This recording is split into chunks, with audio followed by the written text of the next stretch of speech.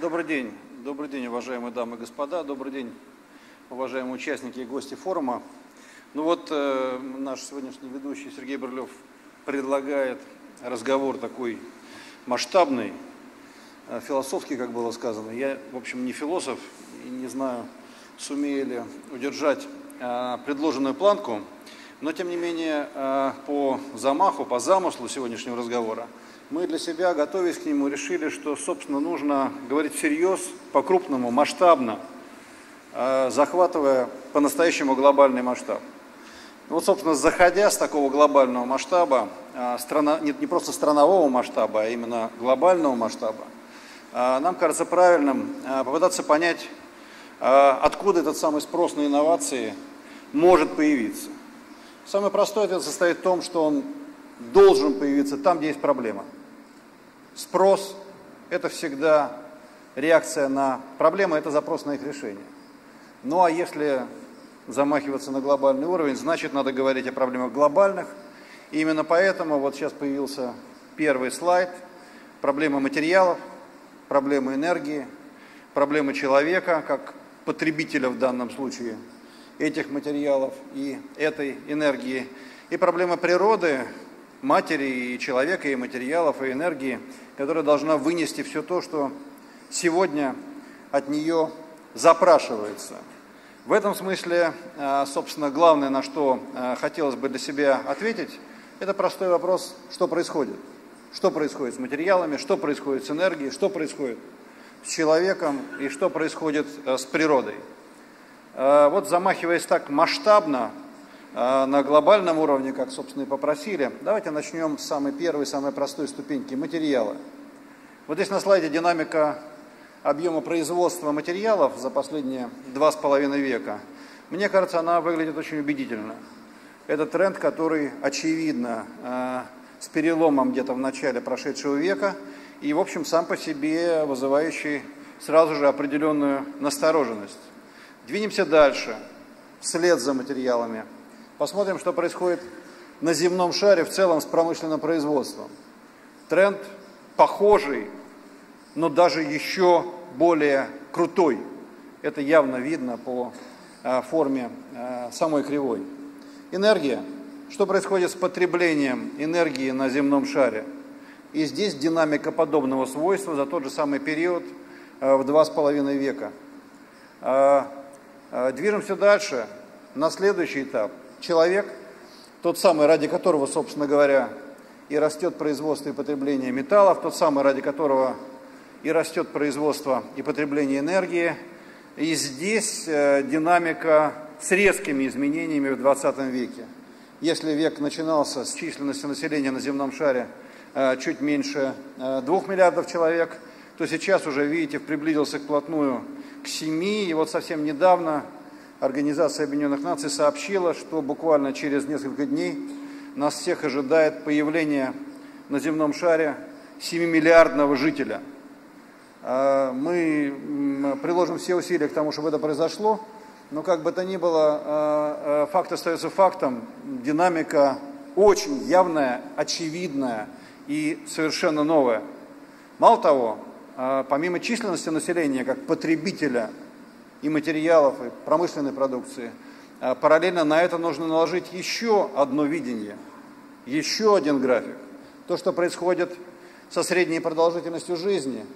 И здесь динамика беспрецедентна. Прошедший век начинался с цифр, как видно, около 42-43 лет, а закончился с цифрами 63 года. Сегодняшняя средняя продолжительность жизни на земном шаре 69 лет. Это означает, что общий объем запроса со стороны человечества сегодня таков, каким он не был никогда в истории человечества. Мне кажется, что даже то, что сказано, уже само по себе заставляет по-новому взглянуть на возможности природы. Ведь и материалы, и энергия, и человек, растущие в абсолютно беспрецедентных пропорциях, опираются только на матушку природу, больше не на что опираться. И именно здесь и появляются первые признаки настоящего, масштабного, разворачивающегося на наших глазах конфликта. У него десятки проявлений, но наиболее известное из них – это концентрация углекислого газа, СО2, Киотский протокол, тематика, связанная с этим. Это отражение конфликта, того самого конфликта, который приводит сегодня к таянию льдов в Арктике и Антарктике, того самого конфликта, который приводит сегодня к проблеме глобального потепления. И как бы по-разному не трактовали отдельные ученые, антропогенные факторы, неантропогенные факторы, но вы не найдете сегодня ни одного серьезного исследователя, который бы сказал, проблемы не существует. Таковых просто нет. Таковых просто нет, потому что очевидно, что этот конфликт во всех трендах, если свести их вместе, и если соединить все то, что было сказано, по сути дела означает перелом трендов в 20 веке. Вот все графики, представленные одновременно, они показывают качественно новую ситуацию. Прошедший век привел к перелому всех трендов и в потреблении материалов, и в промышленном производстве вместе с техносферой, и в энергии. И самое главное, он очевидно привел к нарастающему конфликту всего этого с природой. Если это так, если очевиден такой перелом в 20 веке, а мы с вами уже сегодня живем в 21-м, наверное, правильно задаться простым вопросом. Что дальше? Что будет происходить на следующем этапе? Чего можно и нужно ждать в уже наступившем 21 веке? Надо прямо сказать, что первая мысль, как сложилось, пусть оно так и продолжается. Иными словами, первая мысль в 21 веке продолжить тренды 20-го. Ответ простой. Это невозможно. При самом большом разбросе мнений экспертов, ученых, аналитиков, сегодня абсолютный консенсус прогноз состоит в том, что в 21 веке продление трендов 20-го немыслимо. Этого быть не может просто потому, что физические пределы существуют у ресурсов, всех видов ресурсов на нашей планете Земля. Это означает, что сценарий продолжения роста исключен. Такого сценария в той же динамике, которая сложилась и нам известна, и с этой динамикой мы провели всю свою жизнь, этой динамики больше нет и быть не может. Мало того, хорошо известно, что есть очень серьезная и очень влиятельная группа ученых, которая видит картину гораздо более пессимистично, а точнее практически катастрофично. Эти люди говорят о том, что нам предстоит не просто стагнация, а нам предстоит качественно новая ситуация с радикальным сменом тренда из движения вверх в движение вниз. И это весьма серьезные люди, это вовсе не какие-то маргиналы. По сути, я говорю о хорошо известной группе экспертов, которые в 70-х годах прошлого века создали римский клуб, Аурелия Пичей, Деннис Медоуз. Это команда людей, которая продолжает работать дальше, и они с серьезными расчетами и со своими аргументами говорят о том, что единственный сценарий, который нам предстоит, это сценарий близкий к катастрофическому. Представьте себе, здесь кривая такая условная, но по сути речь идет о том, что численность населения земного шара вот с тех самых 7 миллиардов, которые на этой неделе будут достигнуты, к концу века должна снизиться до 2,5, 2 или даже 1,5 миллиардов человек. Это 3-4-кратное снижение численности. Это тренд, который ни человечество, ни земной шар не переживали никогда в своей истории. Такой сценарий является абсолютно катастрофическим, с последствиями, масштаба которых пока еще мало осознан. Честно говоря, мне кажется, независимо от того, являешься ты сторонником такого подхода или противником, но что абсолютно очевидно, что все мы должны сделать максимум для того, чтобы этого не произошло. Есть дети, есть внуки. 100 лет – это не 1000 лет. Это вполне обозримый период времени. И заложить тренд с 3-кратным сокращением численности населения было бы просто немыслимо, хотя ровно об этом и говорят серьезные ученые. В нашем понимании этот тренд неприемлем. Но если это так, то что, собственно, остается? Даже просто на уровне здравого смысла, а не большой аналитики. Но совершенно очевидно, что остается один единственный тренд. Это тренд сбалансированного, устойчивого развития. Тот самый sustainable growth, о котором говорят сегодня во всем мире. Это наверняка единственно возможный, единственно осмысленный вариант развития человечества в 21 веке, но нужно понять, как это может быть сделано. В нашем понимании это может быть сделано исключительно при решении, прорывном решении основных фундаментальных проблем, которые касаются создания новых материалов, которые касаются создания новой энергии, которые касаются создания принципиально новой медицины.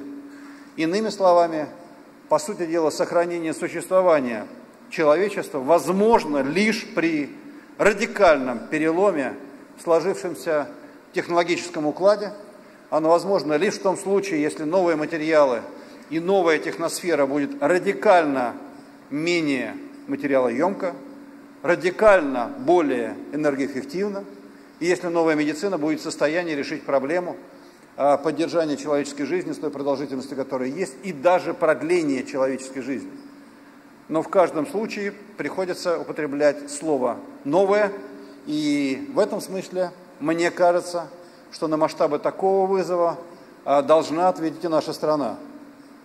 Знаете, у нас очень часто вот в этой точке начинается какой-то абсолютный пессимизм, абсолютное неверие, очень распространенное представление о том, что ничего этого сделать нельзя, все это болтовня, никакого результата из этого не получится, и масштаб этого настроя становится просто пугающим. Я вместе с моими коллегами в Роснано представляю ту меньшую часть участников разговора, которые категорически с этим не согласны. Наша позиция прямо противоположна, и я постараюсь показать почему. То, о чем, собственно, мы говорим, это попытка российского ответа на эти самые глобальные вызовы. И, соответственно, этот ответ должен касаться и новых материалов, и новой энергетики, и новой медицины. Возможно ли это, и что может быть сделано у нас в стране для того, чтобы внести наш вклад в решение проблемы глобальных вызовов человечества? Начнем с новых материалов. Первый и естественный блок. Конечно, я сейчас говорю о нашем опыте, он достаточно ограничен, но тем не менее он есть. И неправильно пытаться делать вид, что его не существует. Здесь, в этой сфере, у нас сегодня работает 45 производственных проектов, это 45 предприятий, 45 строящихся или действующих заводов. В эту сферу у нас вовлечено 36 исследовательских институтов и вузов в научной части этого кластера, и 12 высших учебных заведений российских ведут образовательную работу для подготовки кадров в этой сфере, в сфере новых материалов. Мы выделяем здесь для себя несколько кластеров. Конструкционные, строительные материалы, полупроводниковые материалы, керамика, полимеры, металлы сплава, покрытие. О каждом из них можно было бы рассказать. Ну, давайте возьмем первый. Конструкционные и строительные материалы. Вот те самые проекты, о которых я сказал, здесь сейчас перечислены. В этом кластере их не так много, всего 7 проектов. Ну, например, базальтопластики. Вот здесь у нас на выставке рядом вы можете посмотреть продукцию, которая сегодня есть на рынке. Речь идет о замене стальной арматуры, которая является классикой всего железобетонного строительства, на базальтовую, то есть, по сути дела, каменную, а точнее изготовленную из базальтового волокна. Совершенно очевидно, что эта продукция гораздо более экологична. Не менее важно, что она обладает в разы меньшим весом, значит, материалоемкость снижается. Еще более важно, что камень по определению теплоизоляционный материал по сравнению с металлом. Ну и, наконец, самое главное, сегодняшняя продукция, которая изготавливается в Чебоксарах, компания «Гален», и сейчас будет разворачиваться строительство нового завода в Якутске, она уже в стадии продажи дешевле, чем классическая стальная арматура. Это означает, что речь идет об инновационном проекте, который не только в эксплуатации лучше, включая и коррозионную стойкость, и химзащиту, но он еще и на стадии продажи дешевле. Это довольно редкое сочетание, но здесь оно есть. И этот проект, повторю еще раз, вы можете увидеть вот здесь у нас сегодня на выставке. В целом, по классу новых материалов мы планируем нарастить объем производства на наших этих проектах, которые были названы, до конца года, до 153 миллиардов рублей. Новая энергетика. Очень много обсуждений, но совсем не все на словах. И здесь, в этой сфере, разворачиваются интересные проекты. Их у нас чуть меньше, всего 18, но вполне живые проекты с серьезным и научным, и образовательным подкреплением по каждому из них. Кстати говоря, это важная особенность. Практически ни одного нашего проекта не может существовать, если за ним не стоит наука, если за ним не стоит образование. Мы выделяем здесь для себя 4 кластера: накопление, передача, генерация и, собственно, энергоэффективность. Ну, можно заглянуть в любой. Давайте заглянем в накопление энергии. Что происходит здесь? У нас на сегодня несколько проектов, по крайней мере 3 из них здесь названы. Опять же, о каждом из них можно было много рассказать. Возьму один. Литий-ионные аккумуляторы нового поколения. В моем понимании это не просто еще один продукт, а это отраслевой прорыв. В общем, как мне кажется, в действительности даже межотраслевой. Хорошо известно, что дискуссия об электротранспорте ведется уже многие годы, хорошо известны проблемы электротранспорта, и хорошо известно специалистам, что базовая сегодня, самая главная точка преткновения – это аккумулятор. Совершенно ясно, что традиционные аккумуляторы, щелочные аккумуляторы не способны решить задачи, которые предъявляет электротранспорт. Литий-ион – это новое поколение. В ноябре этого года мы пускаем крупнейший в Евразии завод, который будет выпускать литий-ионные аккумуляторы нового поколения. Параллельно с пуском завода разрабатывалась и сама автомобильная техника. Здесь, сегодня, сейчас, на форуме, на нашей выставке представлен целый продуктовый ряд электромобилей, начиная с Лада Калины, Эллада, как она называется, кончая КАМАЗом, которые уже либо прошли сертификацию, либо находятся на финальной стадии прохождения сертификации. Основа их – это аккумуляторы нового поколения. Скажу только об автобусе. Он вот такой симпатичный, тут стоит у нас перед входом в это здание. Автобус изготовлен в Саратовской области с использованием аккумуляторов. Как вы понимаете, в этом случае полностью исчезает необходимость в трансмиссии, полностью исчезает необходимость в коробке передач. Собственно, передача мощности из двигателя на колеса осуществляется, как понятно, кабелем. Это означает радикальное снижение веса, это означает радикальное упрощение эксплуатации. Запчасти в таком объеме не нужны, гораздо меньше нужно. Эксплуатация становится намного дешевле, но я уж не говорю, собственно, о заправке, которая дешевле в разы, и экологический эффект, который способен просто изменить экологическую атмосферу в городе. Кстати говоря, вот в этом городе, в городе Москва, где мы очень позитивно взаимодействуем с новым мэром, мы ожидаем первого заказа на опытные 100 автобусов в будущем году. Москвичи знают, что сейчас в городе появились линии общественного транспорта, выделенные линии, вот буквально пару недель назад впервые, и на этих линиях должен ездить новый транспорт. Я убежден в том, что этим новым транспортом будут электроавтобусы, которые уже сейчас способны пройти с одной зарядки до 240 километров. Таких параметров в мире почти нет. В любом случае речь идет об аккумуляторах, находящихся на уровне лучших в мире технических параметров. В целом, в сфере новой энергетики все проекты, которые мы разворачиваем, должны вывести нас к 2015 году на объем производства, превышающий 2 миллиарда долларов, 66 миллиардов рублей. Это те объемы, которые мы видим по уже существующим проектам. Хотя конвейер проектов, классический пайплайн работает, и этим работа не завершается. Медицина, последнее, о чем хотел сказать, но уж точно не последнее по значению.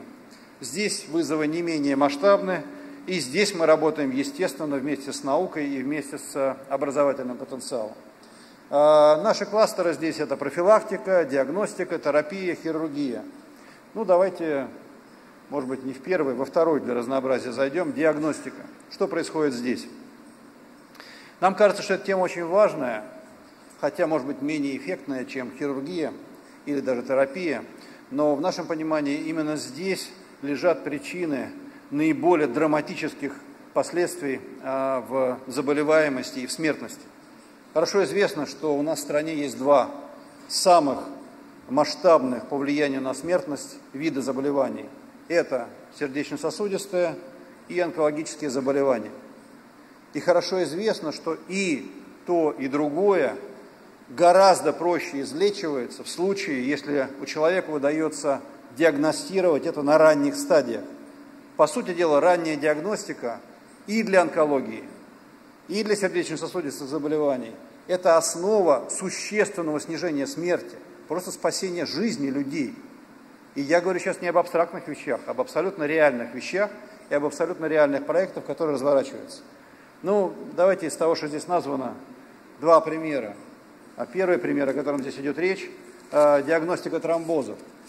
Звучит, может быть, очень по-научному, но речь идет, по сути дела, об уникальной в мире, я хочу это подчеркнуть, уникальной в мире не существует такой технологии, которая позволяет на сверхранних стадиях увидеть опасность тромба.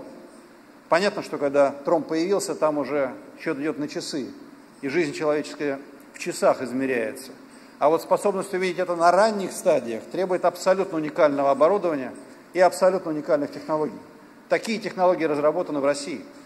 Группа молодых ученых из Российского гематологического центра во главе с профессором Ато Аллахановым, одним из основоположников гематологической диагностики, создала оборудование, создала изделие, которое позволяет не только на сверхранних стадиях выявить опасность тромбов, но одновременно с этим продиагностировать обратную опасность, опасность несвертываемости крови, гемофилии. И то, и другое диагностируется, причем диагностируется предельно просто, не предъявляет почти никаких требований к квалификации медицинского персонала. И мы рассчитываем не позже осени следующего года, завершив сертификацию, начать массовый выпуск этих изделий, тем более, что уже сейчас на них есть запрос и в Европе, и в Штатах. Кстати говоря, на нашей выставке они представлены, вы можете их увидеть. Это то, что касается сердечно-сосудистой системы. Онкология, ранняя диагностика, о чем было сказано. Уфа, Орел, Липецк, Воронеж, Тамбов и Брянск. Это 6 российских регионов, с которыми мы завтра здесь на форуме подпишем уникальное соглашение. Речь идет о том, что в этих регионах будет осуществлено в сжатые сроки строительство и введение в действие комплекса позитронной эмиссионной томографии и компьютерной томографии. Это классическое направление ядерной радиационной медицины, направление, которое развивалось и создавалось в Курчатовском институте, где Курчатник является мировым лидером. Но в данном случае мы говорим не о науке, мы говорим о работающих в бизнес-логике установках, которые способны предложить за реальную цену при поддержке государства в части высокотехнологичной медицины сверхраннюю диагностику жителям Орла, Липецка, Воронежа, Тамбова, Башкирии и Брянска. Я убежден в том, что именно это диагностическое направление реально способно привести к снижению смертности и от рака, и от сердечно-сосудистых заболеваний. Таким образом, собственно, то, о чем говорилось, способно в целом вывести нас только по медицинскому направлению на вполне ощутимые объемы предоставления продуктов и услуг, почти 40 миллиардов рублей вот этих проектов. И это, собственно, то, что я и хотел сказать. Завершая, сформулирую суть того, о чем говорилось. В моем понимании, перед человечеством сейчас, в 21 веке, стали качественно новые вызовы, и мы, погруженные в наши текущие проблемы с динамикой развития экономики, ВВП, долгами, инфляцией, не всегда видим за пределами этой проблематики. Масштаб этих проблем беспрецедентен. Никогда раньше человечество не сталкивалось с такими проблемами.